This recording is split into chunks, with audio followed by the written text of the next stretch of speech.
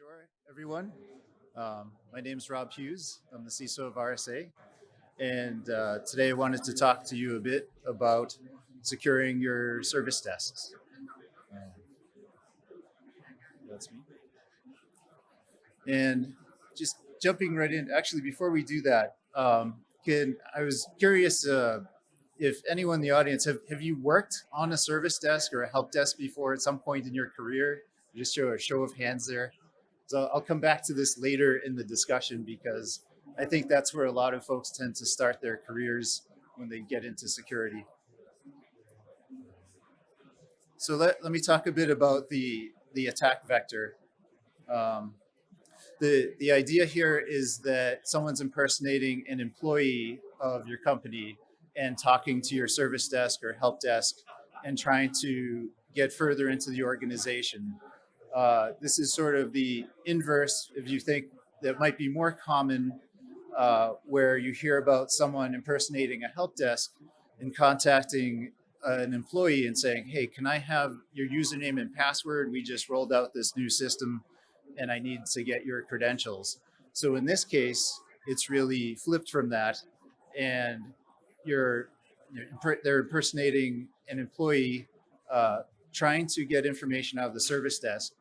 Now, the service desk tends to have more capabilities than the standard employee, and it's usually an attack vector that isn't something you start with. You don't go right to the service desk and go after them and try to social engineer them.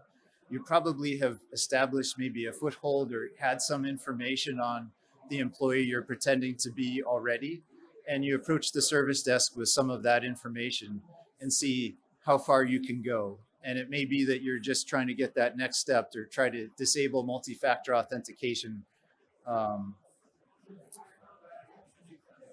so what's at stake here, and where have we seen these attacks? Like very recently, there were some attacks against some major casinos where this mechanism was used to impersonate an employee talking to a service desk, and it cost MGM $100 million US.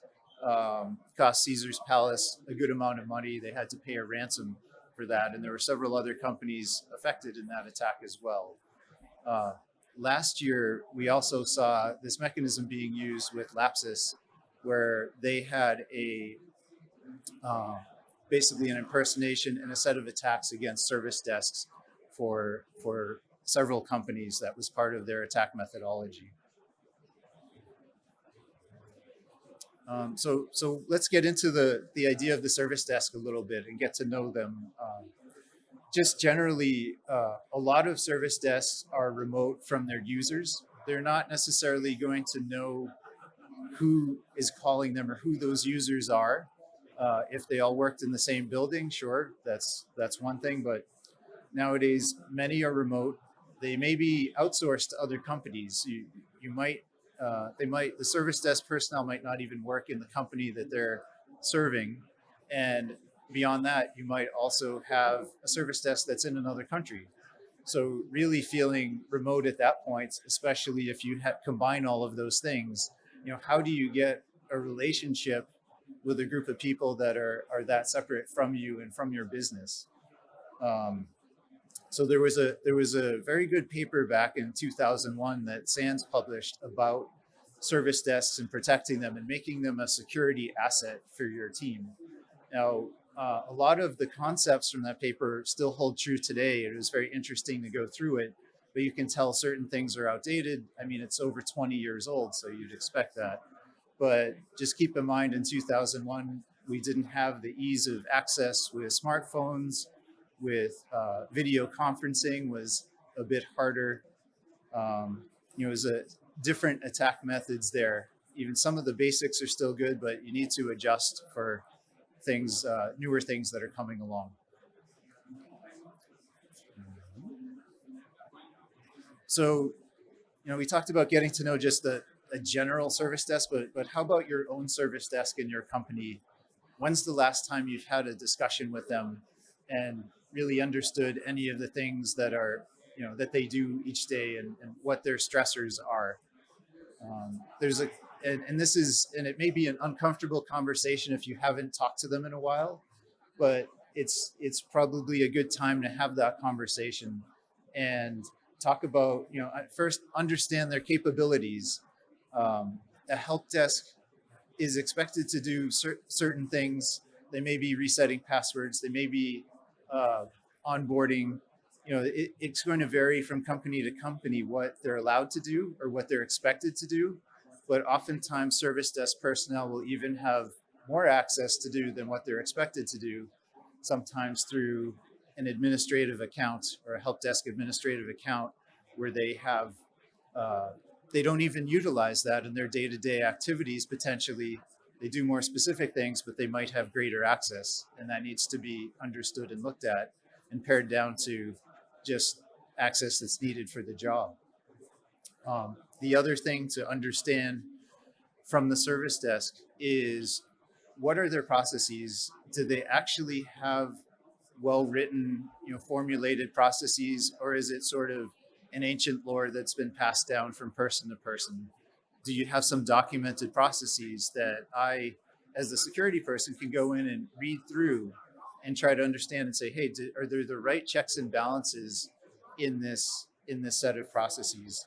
Um, if we don't have that, then that's the uncomfortable part of the conversation where you ask them, hey, can you just document the things that you do so that we can at least look through them and understand, and then start your relationship with your help desk or your service desk. I may use those terms interchangeably, but I did find that service desk was used 33% of the time, help desk was 26% of the time, and the remaining percentage of the time is other terms that mean the same thing.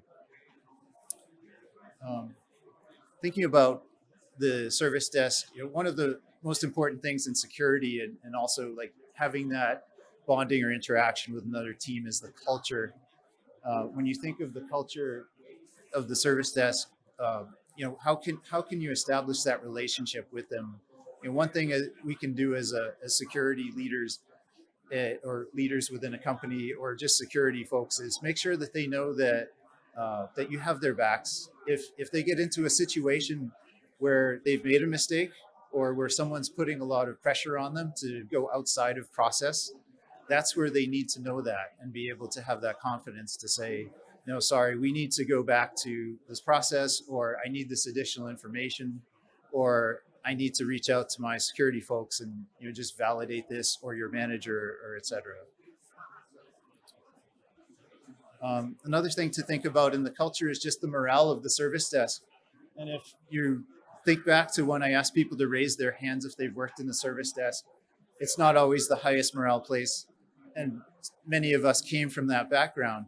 But it doesn't have to be a bad relationship between the security team and the service desk. You can have a good relationship, and you can, as you've seen, like some of the people that have come from that background went into security, or at least are attending a security conference, and there's that interest that you're going to find some of the people in that service desk have, and you can partner with them and get them more involved in the security program. And establishing that rapport and being able to talk to them is an important step in kind of developing that culture, improving that morale within the service desk and with your relationship with them. If you think about just the lines of communication, do you have a Slack channel for your team that the service desk can access, or a Teams channel, depending what communication mechanism you have? Is it easy to get in touch with the security team? That might extend beyond the service desk and other teams, but just focus on that for a minute.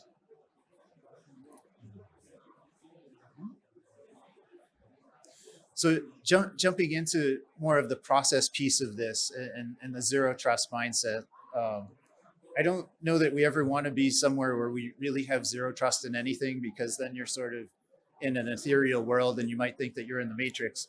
But you need to limit that trust down, and approach that within reason. And we've established multi-factor authentication. Many of you probably understand, like, it's something, something you have, something you are.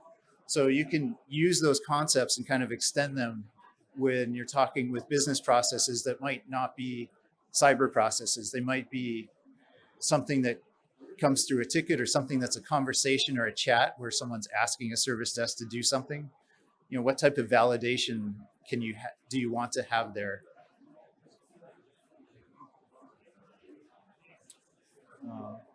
And I'll note I did use AI to generate some of these images on the side, so if they look a little bizarre, and it's close to Halloween, so hopefully it's not too odd.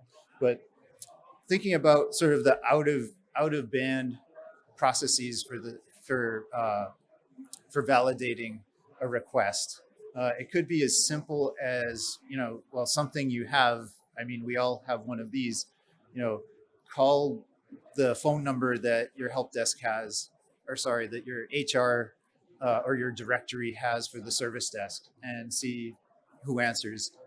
That might not solve all your issues, and that's just an example, because yeah, someone could break into the corporate directory as well and game that. But if you think of every business as sort of being a fingerprint, it's a unique set of processes designed to essentially make money and be successful. The security program needs to layer on top of that and account for all of those differences. And that's where we come in, and where sometimes the hard thinking comes in of how do we approach and solve for this. Some other good processes. So some other thoughts there, taking, if you can automate some of the processes, some of the approvals, you can take some of the worry out of the service desk hands. They might not need to be involved in every process, but there's certain things where the user will need help. Another thing you can do is, as I mentioned, just review these processes on an annual basis. So once the service desk has written those processes, if you have them, maybe you have them already, but are you reviewing them on an annual basis? Because as some of you may have seen, there was a presentation earlier that had a very good Morgan Freeman deepfake in it, and that might have fooled us, but I don't know if it would have fooled the people that really know Morgan Freeman, especially if they were having a conversation with them. And maybe that's sufficient to get a couple of folks on a video call and say, all right, you're the employee with the request, you're the manager. Can you just confirm that this request is valid? Manager, that make sure that this is the employee, can you vouch for them? That may be sufficient for now. It might not be sufficient in a few years when deepfakes get more advanced, but again, that will come down to your risk level for your company and the processes that you're trying to protect. So another piece in all these processes, if all that wasn't complex enough, the service desk or the help desk, they generally can't do everything. Maybe you have them doing even a very limited set of procedures and things. What you need to sometimes trace those processes and see which other groups are involved in that handover of processes. The handover, are there any assumptions made in that handover of who's validating, who's confirming that those processes are valid and that the request is valid? So you need to expand your controls and sometimes bring those two groups together and make sure that they're having that conversation, that they're confident in what they're doing. So there's a lot you can apply to the service desk, but thinking about some of the other business processes and some of the other types of attacks we've seen coming in recently, and some of the methodologies. Many of you may work for a company that has a SaaS service or a service where you have customer support channels.